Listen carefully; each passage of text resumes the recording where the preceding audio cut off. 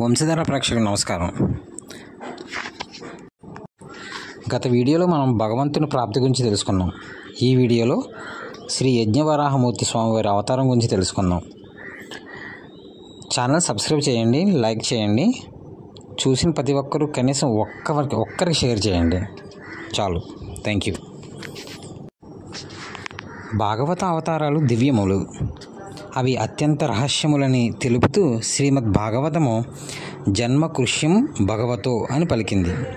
ఏ నరుడైతే భక్తి శ్రద్ధలతో ఆ దివ్యమైన భాగవత అవతారాలు ఉదయ స్కందంలో కీర్తిస్తాడో అతడు తప్పకుండా సమస్త దుఃఖాల నుండి బయటపడతాడు.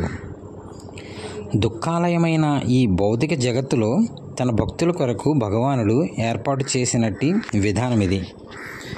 ఒక అసాధారణమైన కార్యాన్ని చేయటం కొరకు అవతరించి అద్భుతమైన విధంగా కార్యసాధన చేసి ఆ లీల ద్వారా భక్తులు ముక్తి పొందే అవకాశాన్ని భగవానుడు ప్రసాదిస్తాడు. అద్భుతమైనటి కార్యసాధనలో దానవ సంహారం కూడా ఇమిడి ఉంటుంది. ఈ విధంగా దుష్ట శిక్షణ, శిక్ష రక్షణ అనే రెండు కార్యాలు భాగవత అవతారం వలన కలిగే ప్రయోజనాలు. కాబట్టి అవతారం అనేది ఏదో చపలశక్తి కల్పిత భావన కానే కాదు. భాగవత అవతారము దివ్యములు కాబట్టే వాటి సంకీర్తనలు మానవుల దుఃఖాల నుండి బయటపడవేస్తుంది. సారాంశం ఏమిటంటే, ప్రత్యేకమైన కార్యం ఏది కూడా లేకుండా భగవత్ అవతారం ఎన్నడూ సంభవింపదు. అంతేకాకుండా భగవత్ అవతారము నిర్వహించే కార్యము కూడా అసాధారణమై ఉంటుంది. భూమిని రసతలము నుండి ఉద్ధరించడం అనే గొప్ప కార్యం చేయడం కొరకు వరాహ అవతారం ఉద్భవించింది. రసతలము వంటి అసహ్యకరమైన స్థానం నుండి భూమిని ఉద్ధరించవలసిన పరిస్థితి ఏర్పడింది కనుక భగవానునికి శుకర రూపము ధరించవలసి వచ్చింది. అయినా ఆ రూపధారణ వలన దేవదేవుని దివ్యస్థితి ఎంత మాత్రమూ తగ్గలేదు. అందుకే శ్రీమద్ భాగవతము వరాహమూర్తిని యజ్ఞశః అని కీర్తించింది. ద్వితీయ అవతారంగా వర్ణించబడినట్టి యజ్ఞవరాహమూర్తి చరిత్రము శ్రవణము చేసినవాడు, కీర్తించినవాడు, అనుమోదించినవాడు బ్రహ్మహత్య పాతకాది సమస్త పాపముల నుండి బయటపడతాడు. అంతటి పరమపావనమైన ఈ దివ్య అవతారము ఏ విధంగా సంభవించింది అనే విషయంతో కథ ఆరంభమవుతున్నది. భగవద్ధాంజసే జీవసృష్టికి సమయదుడైన బ్రహ్మ ఎన్ని విధాలుగా ప్రయత్నించినప్పటికీ తగినంత ప్రజాసృష్టి కలగలేదు. చివరికి అతడు తన దేహము నుండి స్త్రీ పురుష రూపములు సృష్టించగా మైథుని సంబంధములో అవి జతగూడాయి. ఆ మానవ రూపాలే స్వయంభువు, మనువు, శతరూప. వారిద్దరూ బ్రహ్మదేవునికి నమస్కరించారు. వారి వినయ విధేయతలకు బ్రహ్మ సంతోషించి వారు చేయవలసిన కార్యాన్ని గురించి బోధించాడు. జీవసృష్టి చేయమని బ్రహ్మదేవుడు ఉపదేశించగా దానిని నిర్వహించడానికి సిద్ధపడిన స్వయంభువ మనువు తాను సృష్టించబోయే జీవులకు వసస్థానమేమిటో దయచేసి చెప్పమని అడిగాడు. ఎందుకంటే ఆ సమయంలో జీవులకు వసస్థానమైన భూమి మహాజలంలో మునిగి ఉంది. అది ఉంటే గాని జీవసృష్టి చేయడం వీలు కాదు. ధరణి జలములో మునిగి ఉన్నది కాబట్టి దానిని బయటకు తీయడం ఎలా అని ఆలోచించసాగాడు. ధరణి జలములో మునిగి ఉన్నది కాబట్టి దానిని బయటకు తీయడం ఎలా అని బ్రహ్మ ఆలోచించాడు. బ్రహ్మ సృష్టి కార్యంలో నిమగ్నముడై ఉన్న సమయంలో భూమి రసతలానికి వెళ్ళిపోయింది. ఆ విధంగా ఆలోచనామగ్నుడై ఉన్నట్టి బ్రహ్మదేవుని నాసికారంధ్రం నుండి ఒక చిన్న వరాహం బయటకు వచ్చింది. దాని పరిమాణము కేవలము అంగుష్ట మాత్రమే ఉంది. కానీ చూస్తుండగానే ఆ వరాహము బ్రహ్మాండమైన ఏనుగును బోలి ఆకాశంలో నిలిచింది. ఆకాశంలో ఆ రీతిగా వరాహమును బోలినట్టు ఒక అద్భుతమైన రూపం కనిపించగానే బ్రహ్మకి ఆశ్చర్యపోయాడు. వెంటనే అతడు మారీచి వంటి విప్రులతో, సనకాది కుమారులతోనూ మనువుతోనూ కూడి దానిని గురించి తస్కరించడం మొదలుపెట్టాడు. ఆ మహా అద్భుత రూపము తన నాసిక నుండి బయట వెలువడిందని అతనికి ఆశ్చర్యాన్ని కలిగించింది. ఆ మహావరాహము ఏదని దివ్యపురుషుడా లేక విష్ణు భగవానుడా అని చర్చించుకునే లోపల వరాహమూర్తి పర్వతము వలె బిగ్గరగా గర్జించాడు. ఆ ధ్వని సకల దిక్కుల్లో ప్రతిధ్వనించగా జనలోక, తపలోక, సత్యలోకాదివాసులు, ఋషులు, మునులు దివ్య మంత్రోచ్చారణ చేశారు. వారు చేసే మంత్రోచ్చారణకు బదులుగా తిరిగి గర్జన చేసిన యజ్ఞవరాహమూర్తి అమిత వేగంగా జలంలోకి ప్రవేశించాడు. ఆకాశం నుండి మహాపర్వతములాగా హఠాత్తుగా నీటిలోకి ప్రవేశించినప్పుడు 2 ఉద్గాంగ తరంగాలు లేచాయి.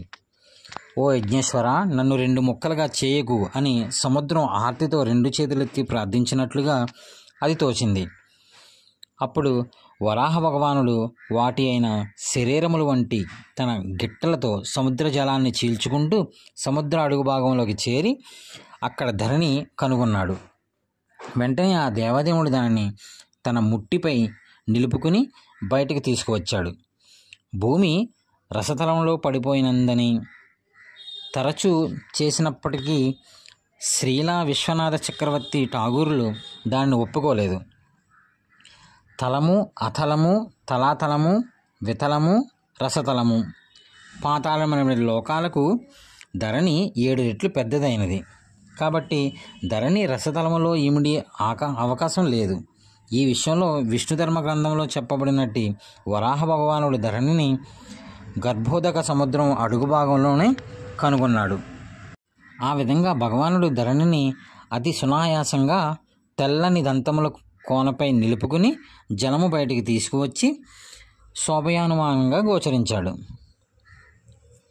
ఆ సమయం హిరణ్యాక్షుడనే దానవును కూడా వధించినట్లు జరిగినట్లు చెప్పబడుతుంది.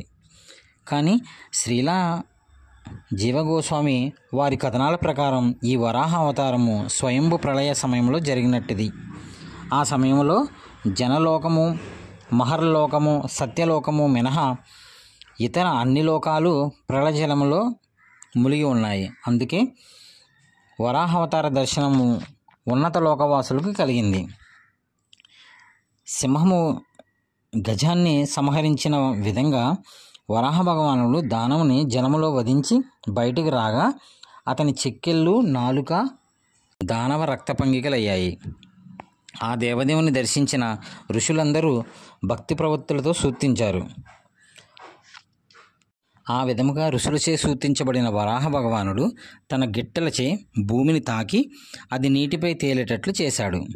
ఆ విధంగా అతడు జీవిని నివాసములకై ధరణి జలాంతర్గమ భాగము నుండి ఉద్ధరించి నీటిపై నిలిపి స్వధామానికి వెళ్ళిపోయాడు. నిజానికి సంసార దుఃఖం నుండి బయటపడాలని కోరుకునేవాడు కృష్ణకథాశ్రావణాన్ని గంభీరంగా స్వీకరిస్తాడు. కమనీయమగు వరాహ భగవాని చరిత్రము వినినచో వర్ణించినచో హృదయాంతరవాసి అయిన జనార్దనుడు ప్రసన్నమవుతాడు. వరాహ అవతారం 2 సార్లు సంభవించింది. స్వయంభువ కల్పంతో అవతరించిన యజ్ఞవరాహము ధరణిని విశ్వజలం నుండి ఉద్ధరించగా మరోసారి హిరణ్యాక్షుణ్ణి వధించాడు. హిరణ్యాక్షుని తల్లిదండ్రులు దితికశ్యపులు. కశ్యపుడు మహారాజు తనయుడు. ఒకసారి దితి సంధ్యా సమయంలో కామపీడితమై తన భర్త చెంతకు చేరింది. అప్పుడు కశ్యపుడు ఆహుతులను అర్పించి సమాధిమగ్నుడై ఉన్నాడు. సూర్యాస్తం వేళ భగవత్ ఆరాధన నిమగ్నుడైన తన భర్తను చేరిన దితి తన కోరికను వెళ్ళబుచ్చింది. అది వినిన కశ్యపుడు ఆమెను సమాధానపరచడానికి యత్నించాడు. పత్ని యొక్క కామవంచని తీర్చి ఆమెకు సంతానాన్ని ప్రసాదించడము భర్త యొక్క ధర్మమని, కానీ పరనింది బారిన పడకుండా ఉండడానికే కొన్ని క్షణాలు ఓపిక పట్టమని పలికాడు. అది భూపతి తిరిగే సమయమని, త్రినేత్రధారియగు శివుని ఆదరించుట తమ బాధ్యత అని చెప్పాడు. కానీ భర్త మాటలు తిది చెవికెక్కలేదు. సిగ్గు విడిచినదై ఆమె తన భర్త వస్త్రాన్ని పట్టుకుంది. ఇక చేసేది లేక కశ్యపుడు ఆ నిషేధ సమయంలోనే ఆమెతో రమించాడు. తర్వాత స్నానం చేసి ప్రాణాయామం ద్వారా ధ్యానం ద్వారా గాయత్రి మంత్ర జపాన్ని ద్వారా వాక్కుని నియంత్రించాడు. అంతా జరిగిపోయిన తర్వాత దితి తాను చేసిన తప్పుకు తలదించుకుని భర్త చెంత నిలబడింది. పరిపరి విధాలుగా తన తప్పును క్షమించమని అడిగింది. భూతపతి అయిన శివుడు కోపంతో తన గర్భాన్ని నాశనం చేయకుండా కాపాడమని అర్థించింది.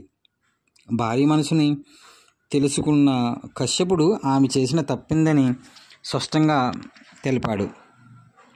మనసు కలుషితము కాకుండడం వలన ఆ కాలము అపవిత్రమైన సంధ్యావేళ అయినందున మనసు కలుషితము కావడం వలనను ఆ కాలము అపవిత్రమైన సంధ్యావేళ అయినందున తన నిర్దేశమును ఆమె ఉపేక్షించడం వలనను దేవత పట్ల ఆమె నిర్లక్ష్య ధోరణి వలనను అంతా అమంగళకారిందని ఆయన అన్నాడు. మరి దాని ఫలితం ఏమిటి? చేసిన తప్పుకు ఫలితంగా తిథి గర్భంలో ఇరువురు అమంగళకరులైన పుత్రులు జన్మిస్తారని జ్ఞాని అయిన కశ్యపుడు వెంటనే భవిష్యత్తు చెప్పసాగాడు. వారెంత దుర్మార్గులంటారంటే దీనులు దోషరహితులను వారు వధిస్తారు, స్త్రీలను చెరపడతారు, మహాత్ములకు క్రోధాన్ని కలిగిస్తారు. అందువలన చివరకు జగన్నాథుని చేతిలో వారు మరణిస్తారు. భర్త చెప్పిన ఈ భవిష్యద్వాణి విని దిది కొంత ఊరట చెందింది. సాక్షాత్తుగా భగవానుని సుదర్శన చక్రంతో వధింపబడము చాలా ఉత్తమమని, బ్రాహ్మణ కోదముచే మంత్రము వారిని మరణించరాదని ఆమె ప్రార్థించింది. ఆమె కలిగిన ప్రత్యుత్తాపానికి కశ్యపుని మనసు కరిగింది. వెంటనే ఆయన ఆమె పుత్రులు తనయులలో ఒకడు భాగవతుడు కాగలడని, అతడు భగవంతునితో సమానంగా యశస్వి అవుతాడని చెప్పాడు. తన పౌత్రుడు పరమ భాగవతుడు అవుతాడని, తన పుత్రులు కృష్ణుచే వధింపబడతారని విని దిది నిజంగా మనసులో ఆనందించింది. తన గర్భంలో ఉన్నటి వారు దేవతలకు కలత కారణమని తెలిసిన దిది తన గర్భాన్ని 100 సంవత్సరాలు భరించింది. నిజానికి సూర్యచంద్రుల కాంతియే సన్నగిల్లింది. అది చూసి లోకపరుడు భయపడ్డాడు. కానీ బ్రహ్మవారిని అనునయించాడు. తిథి గర్భంలో ఉన్నటి దానవుల పూర్వచరిత్రను తెలియజేసి దానికి ప్రతిక్రియ చేసే శక్తి తనకు లేదని విన్నవించాడు.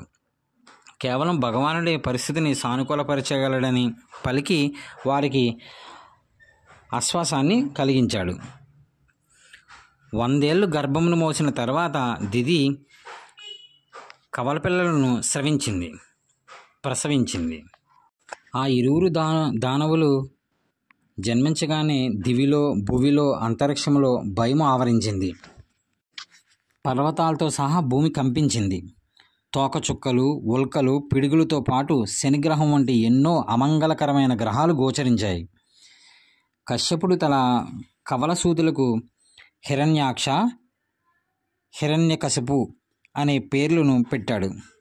హిరణ్యాక్షుడు తన సోదరుడైన హిరణ్యకశిపుని ఆనందాన్ని చేకూరుస్తూ గదను తీసుకుని యుద్ధోత్సాహంతో విశ్వాన్ని చుట్టసాగాడు. అతనిని చూడగానే ఎవరైనా గరుడును చూసిన పాముల్లాగా పారిపోయారు. స్వర్గంలో ఇంద్రాది దేవతలే ప్రళయమాడడంతో ఆ దానవుడు భయంకరముగా గర్జిస్తూ లోతుల్లోకి వెళ్ళాడు. సముద్ర జలంలోనే అనేక సంవత్సరాలు తిరిగిన వాడై చివరకు వాడు వరుణుని యొక్క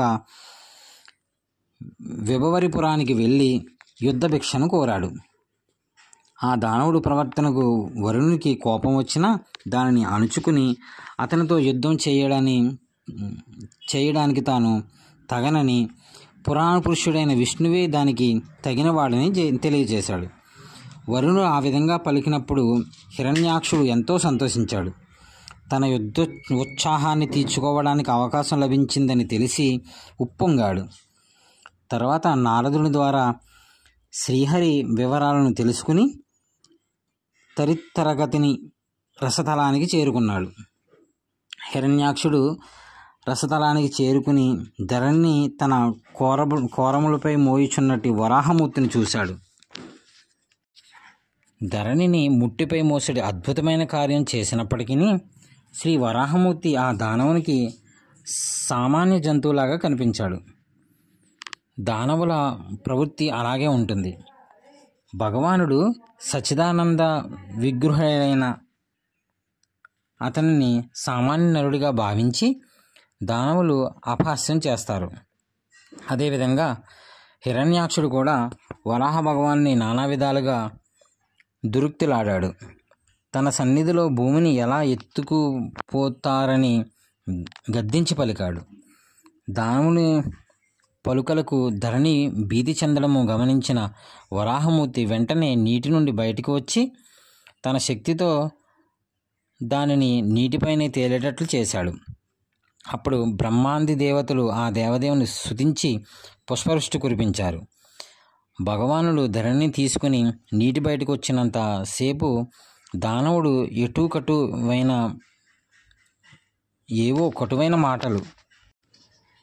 ఏవో కటువైన మాటలతో విమర్శిస్తూనే ఉన్నాడు. ధరణిని సురక్షితంగా ఉంచగానే వరాహమూర్తి దానవునితో పోరుకి సన్నద్ధమయ్యాడు. ఇరువురు గదలతో యుద్ధం చేస్తూ ఒకరికొకరు మోదుకున్నారు. ఆ యుద్ధం చాలాసేపు సాగింది. అది చూసిన బ్రహ్మ కొంత కలవరం చెందాడు. వెంటనే అతడు వరాహ భగవానుతో, స్వామి, ఈ దానవునితో నీవు తలపడవలసిన పని లేదు. సంధ్యాసమయం వస్తుంది కావున వెంటనే ఈ దానవుని సంహరించి దేవతలకు జయము కూర్చుము అని ప్రార్థించాడు. బ్రహ్మదేవుని మాటను మన్నించిన భగవానుడు మందహాసములతో కూడిన చూపుతో తన ఆమోదాన్ని తెలియజేశాడు.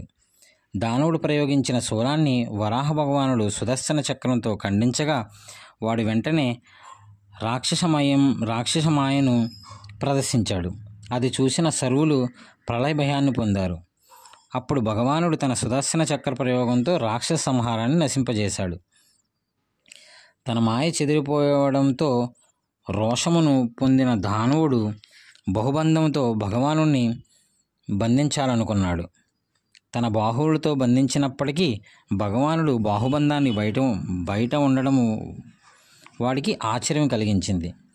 వెంటనే క్రోధంతో వాడు పిడికిలతో భగవాన్ని కొట్టినారంభించాడు.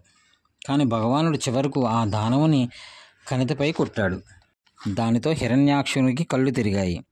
వరాహ భగవానుడు సామాన్యముగానే కొట్టినప్పటికీ దానవుని శరీరం ఒక్కసారి శిథిలమైపోయింది. కనుగుడ్లు బయటకు వచ్చాయి. కాళ్ళు చేతులు విరిగిపోయాయి. జుట్టు చెదిరిపోయింది. దానితో గాలిచే పలకించబడిన వృక్షములాగా వాడు క్రిందపడి మరణించాడు.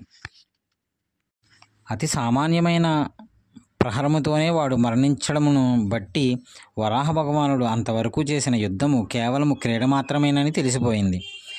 హిరణ్యాక్షుడు మరణించిన నేలపై పడినప్పటినీ వాని ముఖత్వేజము వాడిపోవడము అందరికీ ఆశ్చర్యం కలిగించింది. ఆహా, ఇంతటి గొప్ప మరణం ఎవరికి కలుగుతుంది అని సాక్షాత్తుగా బ్రహ్మదేవుడే అన్నాడు.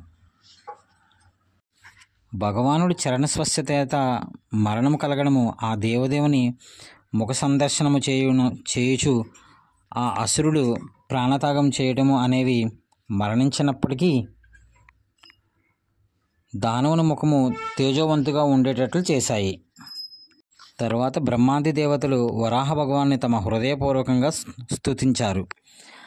ఆ విధంగా దేవతా సమూహముచే వినితించబడినటువంటి వరాహ భగవానుడు అఖండిత ఉత్సాహంతో నిలయమునకు స్వధామానికి వెళ్ళిపోయాడు.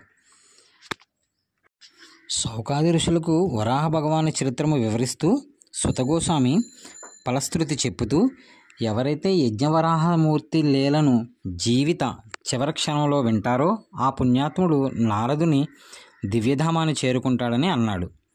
భక్తులకు ధ్యానములు చేయవలసిన అవసరం లేదు. కృష్ణలీలలను వారు శ్రద్ధతో వింటే చాలు.